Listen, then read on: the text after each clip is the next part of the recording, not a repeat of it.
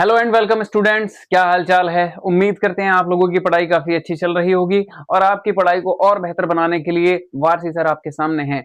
और अगर आप चैनल पर हमारे नए हैं तो चैनल को सब्सक्राइब कीजिएगा। नहीं, गलत हो गया। हेलो एंड वेलकम स्टूडेंट्स, बहुत बहुत स्वागत है आपका वारसी एकेडमी पर। और उम्मीद करते हैं आप लोगों की पढ़ाई काफी अच्छी चल रही होगी। मुझे पता है कि जैसा बच्चों ने बताया कि 23 तारीख को आपका बायोलॉजी का पेपर है। उससे पहले एक दिन पहले या 2 दिन पहले यानी कि 20 या 21 में आपको पेपर लीक मिलेगा। समझ में आ रही बात। और जो बता दूंगा ना मैं, पेपर में ना आए तो मुझसे कहना बेटा, कमेंट भर देना मेरा। समझ में आ गई बात। आओ बिना देरी के शुरू करते हैं। चैप्टर हमारे कंप्लीट होने ही वाले हैं सारे के सारे।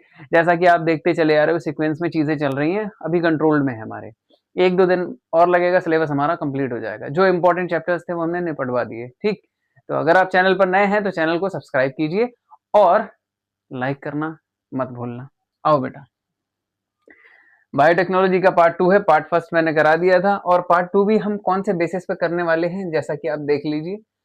पार्ट 2 जो है, जैसे एक होता है प्रिंसिपल एंड प्रोसेस और दूसरा था इसके अनुप्रयोग। तो आज हमारा अनुप्रयोग वाला है, लेकिन हम इसे करेंगे कैसे देख लीजिए। देखो, ये 2018 में 2020 में आ चुका है। तो अब आपकी रिस्पॉन्सिबिलिटी है कि कौन सा इंपॉर्टेंट है कौन सा इंपॉर्टेंट नहीं है। आप बड़े बड़े लेक्चर्स देखते हो, 1-1 घंटे के, 1.5-1.5 घंटे के। आप खुद सोच के देखो, मैं सारी चीजें आपको 20 से 25 मिनट में कवर करवा देता हूं, लेकिन फिर भी आप सपोर्ट नहीं करते हो तो बुरा लगता है इस बात का, है ना। आप खुद सोचो, मैं 15 से 20 मिनट आपके ले रहा हूं बस, और आपको बेहतर से बेहतर चीज प्रोवाइड कर रहा हूं। तो इस चीज को बेटा देखो और सोचो कि सही कौन है और गलत कौन है। वो बेटा चिकनी चुपड़ी बातें चलती है ना, तो उसी में खुश रहते हैं बच्चे, और अदरवाइज इनका कोई यूज नहीं है। जैव प्रौद्योगिकी की परिभाषा लिखो, ये बहुत इंपॉर्टेंट है। सामान्यतः सूक्ष्म जीवों, पादपों, जंतुओं अथवा उनकी कोशिकाओं या उनके कणों से उपयोग द्वारा मानव समाज के लिए उपयोगी उत्पाद का विकास करना ही जैव प्रौद्योगिकी कहलाता है। कहने का मतलब बेटा सिंपल भाषा में ये समझो, किसी भी सजीव वस्तु की कोशिका से, किसी भी जीवित कोशिका से मानव के स्वास्थ्य हेतु उपयोगी जरूरत की चीजों का उपयोग करना ही, यानी कि टीकाकरण वगैरह का उपयोग करना ही क्या कहलाता है, जैव प्रौद्योगिकी कहलाता है। समझ में आ गई बात। यूरोपियन फेडरेशन ऑफ बायोटेक्नोलॉजी, जैसा कि पीछे वाली क्लास में मैं आपको बता चुका हूं, नए उत्पादों तथा सेवाओं के लिए प्रकृति विज्ञान व जीवों, कोशिकाओं व इनके, देखो इतना ज्यादा लिखने की जरूरत नहीं है, जो मैंने बताया बस वही काफी है। सजीव कोशिका से, किसी जीवित कोशिका से मानव स्वास्थ्य के हेतु जरूरत की चीजों का निर्माण करना ही क्या कहलाता है, बायोटेक्नोलॉजी। आ गया। बीटी कपास या बीटी कॉटन क्या होता है, इसको देखने की जरूरत है बेटा, बहुत इंपॉर्टेंट है। 2026 इसमें नोट करके लिख लेना। ये पेपर में अगर ना मिले तो मुझसे कहना आप कि सर ये नहीं आया। ये पेपर में 101% आएगा, मैं लिख के दे रहा हूं तुझे। बीटी कपास क्या होता है, यह किस प्रकार के कीटों से रक्षा करता है। बीटी कपास एक अनुवांशिक रूपांतरित यानी कि genetically modified. Sir genetically modified क्या होते हैं, ऐसी प्लांट्स, ऐसे पौधे जिनके डीएनए में परिवर्तन किया जाता है, उसे हम कहते हैं जेनेटिकली मॉडिफाइड। इसमें बैसिलस थुरिंजिएंसिस जीवाणु से किराई जीन निकालकर कपास के पौधे में डाल दिया जाता है। किराई जीन बोले तो किराई प्रोटीन का जीन निकालकर पौधे में डाल दिया जाता है, मिला दिया जाता है, जिससे जो पौधा होता है वो क्या करता है, हमें कीटों से बचाने का काम करता है। समझ में आ गई बात। इधर देखो, यह जीन पौधे में एक विषैला प्रोटीन, किराई प्रोटीन बनाता है। जब कोई कीट इसे खाता है तो ये प्रोटीन उसकी आंत में जाकर सक्रिय हो जाता है और कीट को मार देता है। समझ में आ गई बात, कोई दिक्कत नहीं होनी चाहिए। सबसे पहला पौधा कौन सा था, ये 2025 में क्वेश्चन आ चुका है, वो ये लिखा हुआ है, बीटी कॉटन। सर बीटी का नाम क्या होता है, बैसिलस थुरिंजिएंसिस। ये क्या है, एक जीवाणु है, इससे क्या निकाला जाता है, क्राई प्रोटीन। समझे। आवाज, क्राई प्रोटीन क्या है, भैया भी मैंने बताया ना, उस जीव का नाम बताइए जो इसे पैदा करता है। अभी मैंने आपको बताया, क्राई प्रोटीन एक विषाक्त यानी टॉक्सिक प्रोटीन है जो विशेष प्रकार के जीवाणु बैसिलस थुरिंजिएंसिस द्वारा उत्पादित किया जाता है। ये क्या है, जीवाणु। कौन सा, बैसिलस थुरिंजिएंसिस। यह प्रोटीन की कीटों के लिए जानलेवा होता है। यह जीवाणु में निष्क्रिय रूप में होता है, मतलब ये पौधे को नुकसान नहीं पहुंचाता है, लेकिन ये किसको नुकसान पहुंचाता है, कीट को आंत के क्षारीय माध्यम से आते ही सक्रिय हो जाता है। मतलब कीट की आंत में जाने के बाद ये कैसा हो जाता है, सक्रिय हो जाता है। इधर देखो 20 और 22 में आया है, तो 26 में बेटा एक बार देख लेना। क्यों देख लेना? क्योंकि बीटी कपास के साथ साथ ये भी पूछा जा सकता है। ठीक है, तो ध्यान रखना। कराई मतलब समझ रहे हो, चीखना, चिल्लाना। सुनहरा चावल, ये एक बार क्वेश्चन आया था तो मैंने देखा, तो मैंने कहा यार इंपॉर्टेंट तो लग रहा है। इसे गोल्डन राइस के नाम से भी जाना जाता है, और ब्राउन राइस कुछ लोग कहते हैं। गोल्डन सेला, सेला वाला वही जर्दा, समझ रहे हो, पुलाव वाला, वही वाला ही। आओ देखो, सुनहरा चावल क्या है, इसमें कौन सी विटामिन प्रचुर मात्रा में पाया जाता है?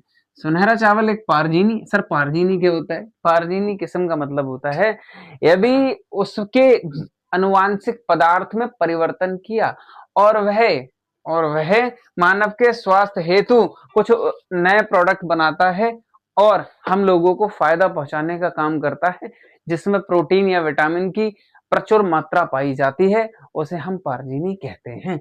किस अभी आगे पता लगेगा कि पारजीनी जंतु का डिटेल में क्या है रोल हमारी लाइफ में। किस्म का चावल है जिसे जेनेटिक इंजीनियरिंग द्वारा पुनर्योगस डीएनए द्वारा विकसित किया गया। इसमें बीटा कैरोटीन पाया जाता है। ये आपके एनसीईआरटी में मेंशन नहीं है, लेकिन मैंने आपको बता दिया। बनाने वाला जीन पाया जाता है, ये एनसीईआरटी में मेंशन है, जिसमें विटामिन ए बहुत ज्यादा पाया जाता है। ये उन लोगों के लिए बहुत फायदेमंद होता है जिनमें विटामिन ए की कमी होती है। अच्छा, विटामिन ए की कमी किसमें होती है बेटा? जब किसी को आंखों में दिक्कत होती है, आंखों की समस्या होती है, तो उसको जनरली विटामिन ए ही दिया जाता है। विटामिन ए का रासायनिक नाम क्या होता है बेटा? रेटिनॉल। तो बेटा खाना स्टार्ट करो सेला वाला। आरएनए के अंतक्षेपण भैया बहुत इंपॉर्टेंट है, इसे 26 में लिख लो, बहुत इंपॉर्टेंट है। आरएनए अंतक्षेपण, आरएनएआई विधि क्या होती है? तंबाकू के पौधों में इसका उपयोग कैसे किया जाता है? आइए देखते हैं। आरएनएआई, आरएनए अंतक्षेपण, इंटरफेरेंस, आई का मतलब क्या है? लिखा है, हाँ लिखा है इंटरफेरेंस। समझ की बात है, समझ लो बेटा, वरना बाद में ना कहना मुझसे। सभी यूकैरियोटिक जीवों में कोशिकीय सुरक्षा की एक विधि है। यूकैरियोटिक जीवों में कोशिका की एक विधि है। इसमें विशिष्ट एमआरएनए को निष्क्रिय कर दिया जाता है, जिसमें प्रोटीन नहीं बन पाता। ये नहीं समझ में आया होगा, आगे वाली लाइन सुनो तब समझ आएगा।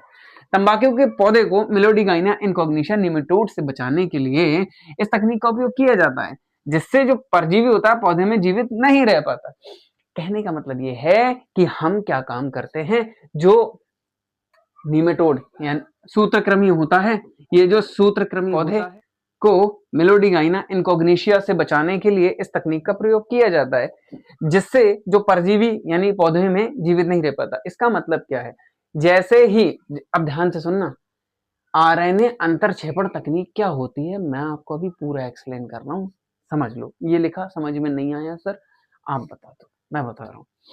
जैसे ही ये एंट्री लेता है, जैसे मान लो ये कोई प्लांट है, ये ऐसे प्लांट है, ये वाला जो नीमेटोड होता है यानी कि इसे सूत्रकृमि कहते हैं, ये सूत्रकृमि इसकी जड़ों में लग गया।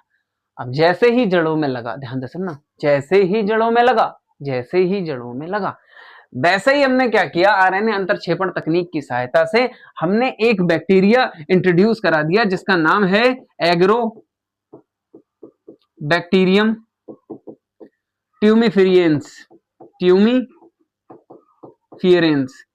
तो जैसे ही हमने इसमें इंजेक्ट कराया, वैसे ही ये पता है क्या करता है, वैसे ही ये इसकी एक्टिविटी को नष्ट कर देता है, और इस तकनीक का प्रयोग किया जाता है जिससे परजीवी पौधे में जीवित नहीं रह पाता और नष्ट हो जाता है। समझ में आ गई आपको बात? कोई दिक्कत या कोई परेशानी आपको नहीं होनी चाहिए। नेक्स्ट, मानव इंसुलिन। यार ये super duper most hit important है, 26 लिख लो इसमें फटाफट। अनुवांशिक इंजीनियरिंग द्वारा इंसुलिन का उत्पादन बताना है। पहले इंसुलिन जानवर और जो बेटा मैं नहीं पढ़ाऊंगा, तुम्हें पढ़ो, PIGE है ना, तो कितना गंदा लगता, से निकाला जाता था जिससे एलर्जी हो जाती थी। हाँ वो तो है ही, एलर्जी हो ही जाती। 1983 में अमेरिकन कंपनी एली लिली ने 2 डीएनए अनुक्रम तैयार किए जो मानव इंसुलिन की A और B श्रृंखलाओं के अनुरूप थी। मतलब उन्होंने अनुवांशिक रूपांतरित इंसुलिन का निर्माण किया जो मानव के इंसुलिन की तरह थे। इन्होंने क्या काम किया, ई कोलाई के प्लाज्मिड में मानव का डीएनए डालकर उत्पादित किया, उसमें फिर डाइसल्फाइड बंध बनाकर जोड़कर एक नया प्रोडक्ट का निर्माण किया। नया प्रोडक्ट क्या था? आनुवांशिक रूपांतरित इंसुलिन, जो फिर हम लोग किसमें लगाने लगे? अपनी खाल में इंजेक्ट करने लगे। कब बना था? 1983 में। एली लिली इन्होंने क्या किया? इन्होंने मानव का डीएनए लिया और इसका प्लाज्मिड लिया। किसका? E coli. जैसे ही इसको इसमें जोड़ा, जोड़ने के पश्चात हमें ये पता लगा कि हमारे पास एक ऐसी कोशिका है जो अपने आप का रैपिड डिवीजन करती है और ई कोलाई जीवाणु से क्या क्या क्या रिलीज करती है? इंसुलिन का बार बार रिलीज करना ई कोलाई के हाथ में होता है, जिसकी वजह से हमने ये मान लिया हमें कहीं जाने की जरूरत नहीं है। हम बस इससे लगातार उत्पादन करते रहेंगे इंसुलिन का। जो आप आज देखते हो छोटी छोटी बॉटल्स में बिकती है इंसुलिन की बॉटल्स, तो वो हमें यहीं से मिली। आगे आओ। जीन चिकित्सा इंपॉर्टेंट है। फिर से बेटा मैं कहूंगा 19, 21, 23 और ये लगा दो 26। इंपॉर्टेंट है, ध्यान रखना ये होता क्या है। जीन चिकित्सा क्या है? सबसे पहला प्रयोग कब और किस रोग के लिए किया गया? जीन चिकित्सा वह तकनीक होती है जिसके द्वारा किसी बच्चे, ये बच्चे लिखा एडिटर तेरी तो मैं, बच्चे लिखा, या भ्रूण में चिन्हित दोषों को सुधार करने के लिए किया जाता है। सबसे पहले इसका उपयोग किया गया था 1990 में। 4 साल की लड़की थी जो एडीए, अच्छा सर एडीए क्या होता है? Adenosine deaminase. एडिनोसिन डीएमिनेज एक ऐसा एंजाइम होता है जो हमारे प्रतिरक्षा तंत्र को मजबूत बनाता है। तो ये क्या हुआ, जब इसमें ये पीड़ित हो गई तो इसके शरीर से हमने क्या काम किया? डब्ल्यूबीसी को निकाला और स्वच्छ, मतलब हम ये बोल सकते हैं कि हमने इसके ब्लड को निकाला पूरी बॉडी के, और बॉडी के ब्लड को निकालने के बाद उसमें जो डब्ल्यूबीसी खराब थी उनको हटाया, फिर नई शुद्ध डब्ल्यूबीसी को डाल दिया। इसी को हम कहते हैं जीन चिकित्सा। कहने का मतलब ये होता है जीन में परिवर्तन के लिए की गई चिकित्सा को हम जीन चिकित्सा कहते हैं। समझ में आ रही है बात? एडीए की कमी उस बच्ची में थी, है ना, एंजाइम की कमी थी, तो हमने उस बीमारी का नाम हमने क्या रखा था? SCID। ये क्वेश्चन ना SCID से भी पूछा जा सकता है। Severe combined immuno deficiency syndrome क्या होता है? ठीक है, फुल फॉर्म नहीं आती है लेकिन ये पूछ लिया था SCID क्या होता है। देखो एडिनोवेक्टर यहाँ दे रखा है, करेक्ट जीन करा, फिर उसके बाद इसमें डाल दिया। जो डिफेक्टिव वाला जीन है ये हटाता है, ऑटोमेटिकली बाहर चला जाता है, ये अंदर इंजेक्ट हो जाता है ऑटोमेटिकली। समझ में आ रही है बात? तो ऐसे समझो। परजीवी जंतु मैंने कहा था कि ये क्या होता है? मानव हित में इनका एक उपयोग लिखिए। ऐसे जंतु जिनके डीएनए में परिचालन, परिचालन क्या होता है सर? ज्यादा समझने की आपको जरूरत नहीं है, आप बस इतना जान लो डीएनए में एक सुधार करना, डीएनए में एक प्रकार का सुधार करना, एक अतिरिक्त जीन व्यवस्थित कर दिया गया हो। डीएनए जो पहले नॉर्मल तरीके से काम कर रहा था इसको और बेहतर बना दिया गया हो, परजीवी जंतु कहलाता है। चूहे और खरगोश और गाय, सबसे ज्यादा चूहे।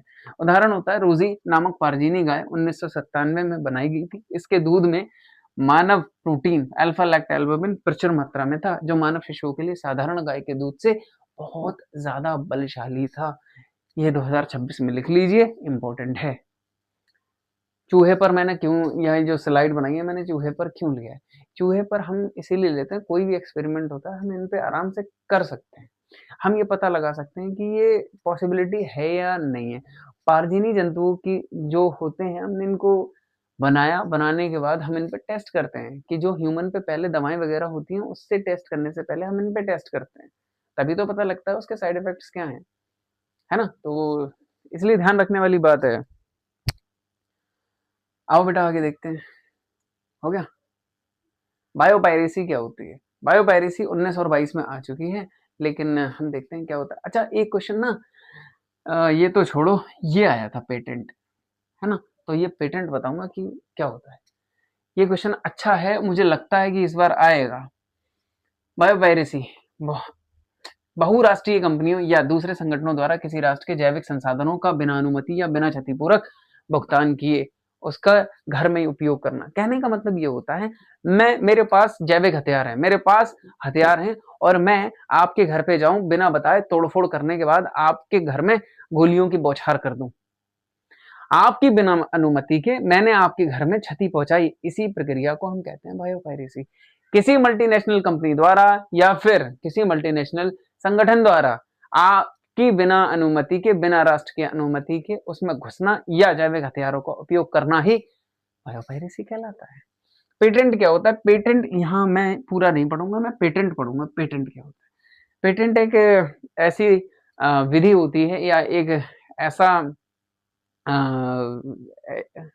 एक ऐसा डेफिनेशन है जिसमें ये बताया जाता है कि जो भी, जैसे मान लो अभी मैंने बताया था अनुवांशिक रूपांतरित इंसुलिन एली लिली ने खोज करी थी, तो उसको कॉन्ट्रैक्ट में शामिल करवाने की प्रक्रिया ही पेटेंट कहलाती है।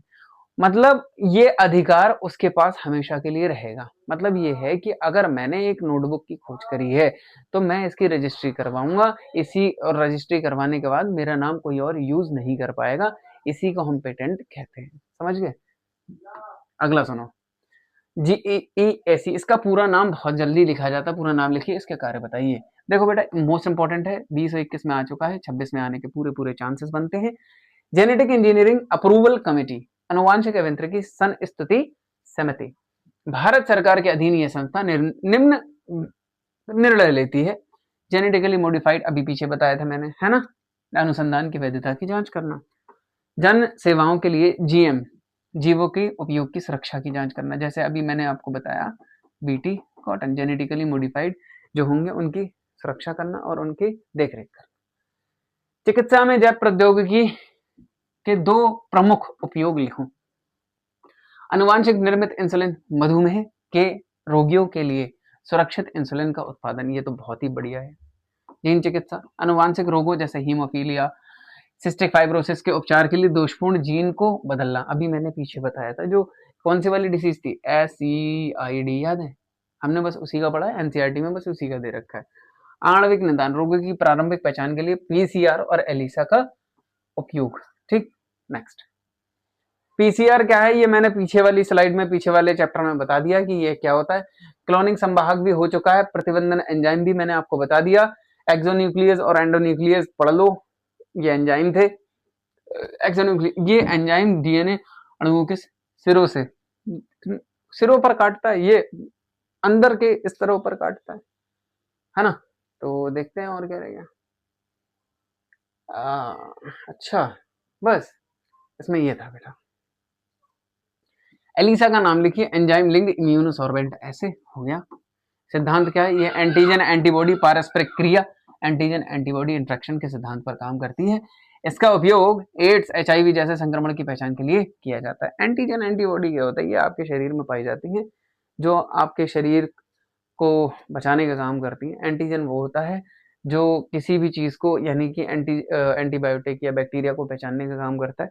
एंटीबॉडी क्या होती है? एंटीबॉडी किसके द्वारा सपोर्ट की जाती है? T सेल्स के द्वारा। वो मैं आपको बता चुका हूँ, मानव स्वास्थ्य एवं रोग वाले चैप्टर में आप देख सकते हैं।